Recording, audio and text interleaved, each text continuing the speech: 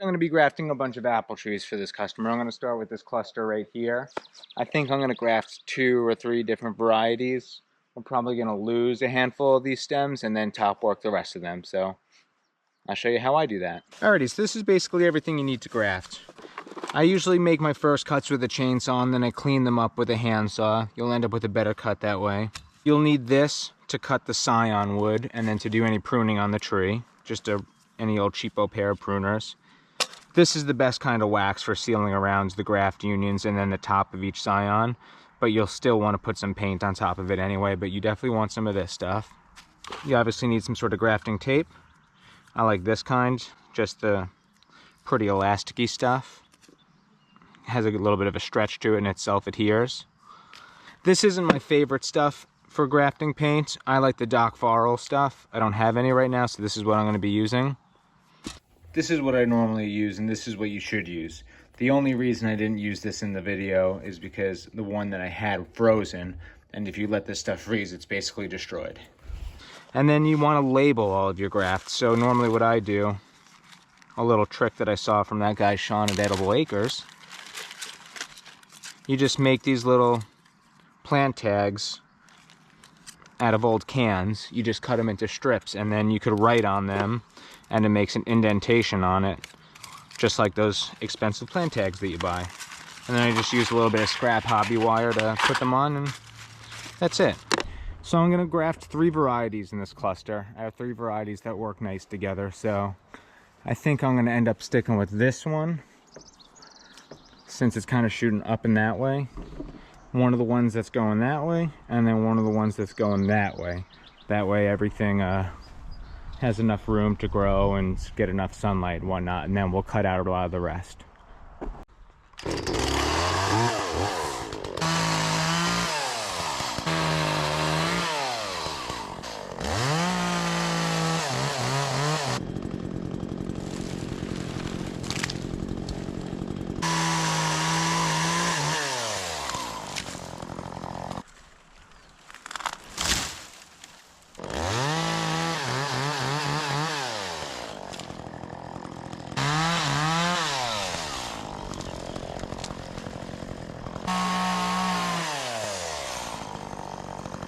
All right, so let's take a look at what we ended up with. I chose these 3 because they were, one, the more healthy of the ones that are going in the right direction. One going that way, one going that way, and one going this way. There's still a bit of trimming up to do, but best practice says that you should leave a limb on each one as a nurse branch. That way it's still able to photosynthesize and then send energy up to the scion. I have not always found that to be the case. I've gotten away with just, having a stump in the ground and grafting onto it and it working just fine, but we're gonna go by the book today. So I'm just gonna trim up a bunch of the suckers, and now I'm gonna start top working these. Also, I'm gonna wanna come in and clean up these cuts. That way we get a better graft.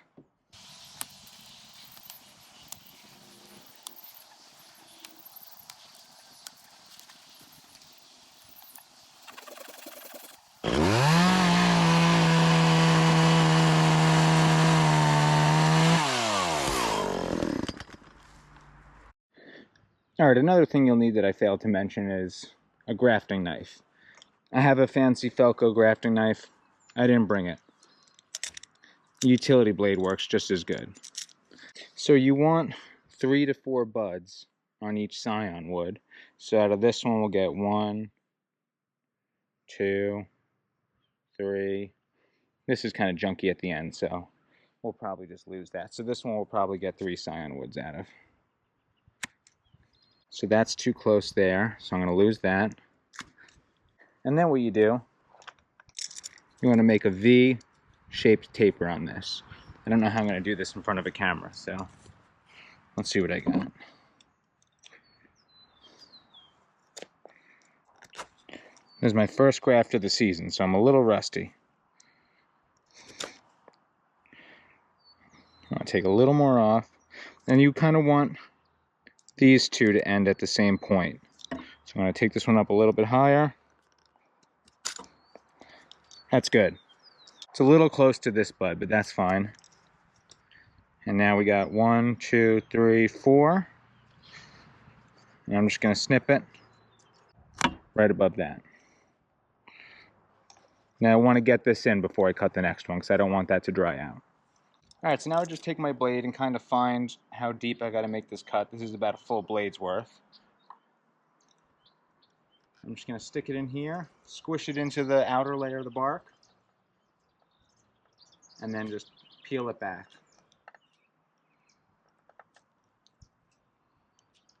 And now I take this and slide it in, and I want the cambium on the top of this to match with the cambium on here.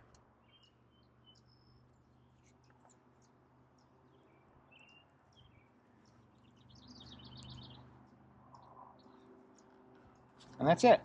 Well, the hard part's over. Now I take some of this fancy grafting wax and I just kind of fill in these spots.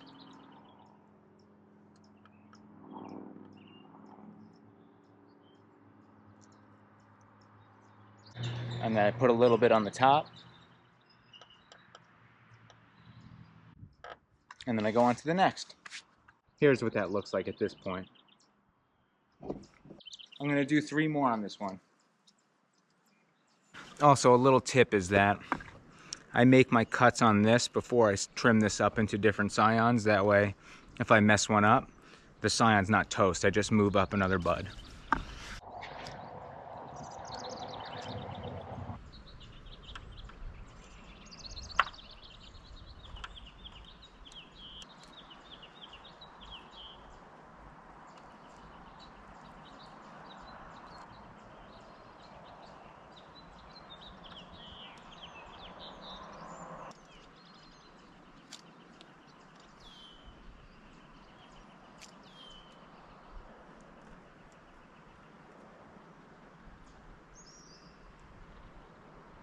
Okay, now I go around basically from the top to the bottom of where I made those cuts to insert the scion wood, a couple of wraps around with this grafting tape.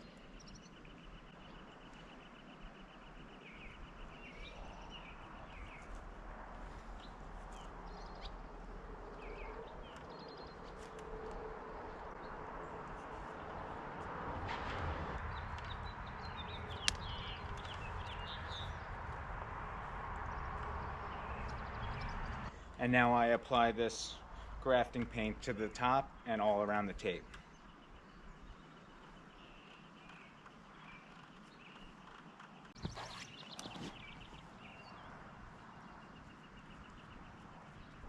And then I just put a little dollop on the top of each one of these where there's already wax, very carefully. So you can see how the tag kind of comes out. It's just the back of a can. You just write on it with pen on a piece of wood and it makes an indent. And then I just stick a little hole in it. And then just use a little bit of this wire to put it on the tree. Cut off the excess. One done. So here's what it looks like. So that's really all there is to it. Once you get into the swing of things, you can go pretty quickly with the grafting. The most time-consuming part is cutting the tops off of the trees and the limbs on some of the older apple trees and then cleaning up the brush and the logs after. This job, I think, was 14, 15 apple trees. It took me a couple of days. What I did first is I came in, topped the trees, cut the limbs off except for the nurse branches, grafted them, and then went back around and cleaned up all the brush and the logs. So just, yeah, definitely don't underestimate how much time it's going to take to manage some of the brush and the logs if that's something that you care about on your property. So it's about a year later. Grafted these trees last year, late April, early May. It's now early March of the following year. A little late to be doing this kind of stuff, but they're still dormant enough to be able to handle it. Basically, all we're going to do is we're going to select which graft union we're going to keep. The others can come out. We could save that wood for scion wood, and then we're going to prune back all the little suckers and remove the nurse limbs that we left last year. We don't need them anymore. We want all the energy and new growth to go into the graft that we select. All right, so first thing we're going to do is remove the nurse limb. I use a chainsaw. I'll start by cutting it back here, and then I'll do another cut here. That way when this limb falls, there's no tear out on the tree.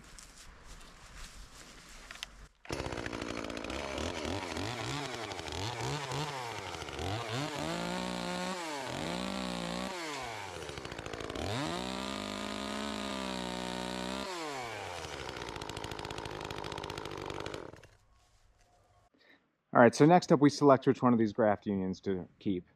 I try to look for the one that has the most vigorous growth, and I also just do a little bit of a wiggle test to kind of see which one took the strongest.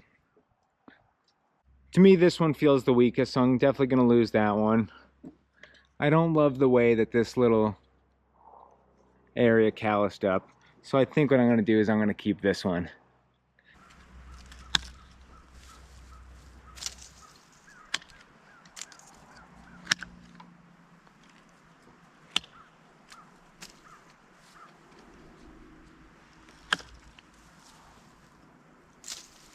Okay, and everything that I pruned off from the scions of last year, I could save all of this material as scion wood to graft more trees this year, whether it be topworking or rootstocks. So I'm just going to cut them into, 1 foot long sections. The stuff at the very end, and then the butt end isn't the most usable, but basically everything else in between is. They will be cut down again eventually, but the longer I leave them now, the less moisture they'll lose in the fridge.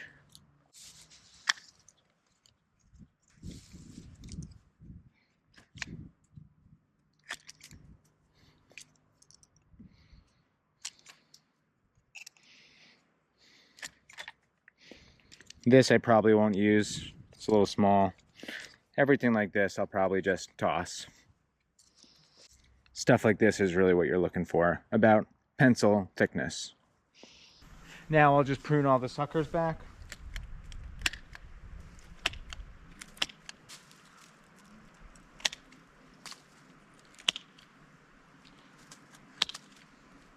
Okay, and that's an example of one tree. This could use a little bit of selection here. Eventually we might want to take off this one split right here, but I'm going to leave everything for another year. That way it has as much material to photosynthesize with come spring. Now we just got to do the others. I'd emphasize how important it is to do this the year after grafting them. I top-worked a bunch of apple trees at my farm and didn't do the first year pruning like I'm showing here until 2 years later.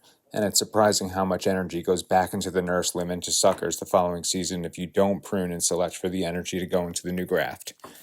I also want to touch on how crazy this looks. A lot of people see grafts like this and think it looks absolutely ridiculous, and although the objective with this is solely for fruit production and not to get a beautiful new apple tree with perfect form, it is surprising how quickly the new growth from the graft will catch up in diameter with the rootstock or wild apple tree that you're grafting onto.